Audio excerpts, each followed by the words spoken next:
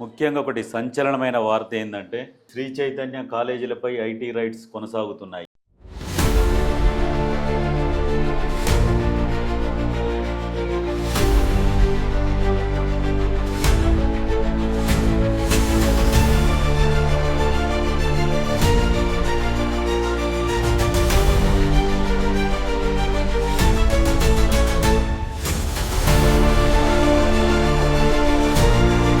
AP, Telangana, Chennai, Bengaluru, Delhi, Mumbai నగరాల్లో IT అధికారులు సోదా నిర్వహిస్తున్నారు. పెద్ద మొత్తంలో అక్రమ లావాదేవీలు జరిగినట్లు గుర్తించారు.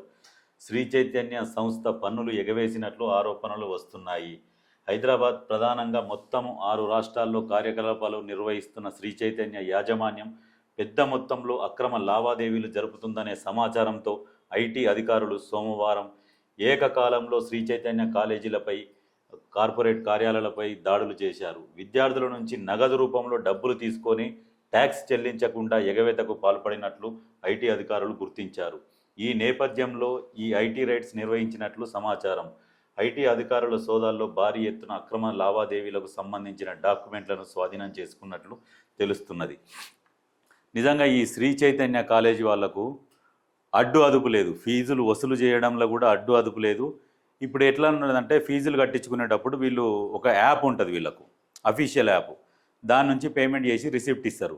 కొంతమంది ఆన్లైన్ పేమెంట్ చేసిన వాళ్ళకేమో ఒరిజినల్ యాప్ నుంచి ఈ నగదు రూపంలో తీసుకొని ఇంకోటి సెకండ్ యాప్ క్రియేట్ చేసి సెకండ్ యాప్ ద్వారా వాళ్ళకు రిసిప్ట్లు ఇవ్వడం, ఎవరెవరైతే పేమెంట్లు చేస్తారో వాళ్ళకి రిసిప్ట్లు ఇవ్వడం, అట్లా వసూలు చేసి 2 యాప్లు పెట్టి వసూలు చేస్తున్నారు.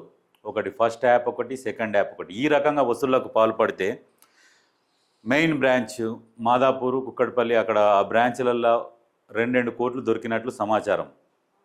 ఎందుకంటే వీళ్ళకు ఫీజులు వసూలు చేయడంలో కూడా నియంత్రణ లేదు వీళ్ళకు. నిజంగా ఐటీ రైడ్స్ చేసి వీళ్ళ కాలేజీలను కూడా సీజ్ చేయాలి. విద్యార్థులకు ఆల్టర్నేట్ వేరే ఏ కాలేజీ నుంచి అన్నా చూపించాలి, కానీ ఇట్లాంటి కాలేజీలని సీజ్ చేయాలి. వీళ్ళకి ఫీజులో కూడా నియంత్రణ లేదు, విపరీతంగా దోపిడీ చేస్తున్నారు. ఇన్ని రోజులకు నిజంగా ఇప్పుడు ఐటీ దాడులు జరగడం అనేది చాలా సంతోషం. ఎందుకంటే మామూలు వసూళ్ళు కాదు, ముక్కు పిండి వసూలు చేస్తుంటారు. లాస్ట్కి ఏం చేస్తారు, వీళ్ళు సర్టిఫికెట్లు కూడా వాళ్ళకి తాకట్టు పెట్టినట్టే వాళ్ళ దగ్గర పెట్టుకుంటారు. ఫీజులు కట్టాలి, కడితేనే హాల్ టికెట్ ఇస్తాం. ఈ రకమైన బెదిరింపులు.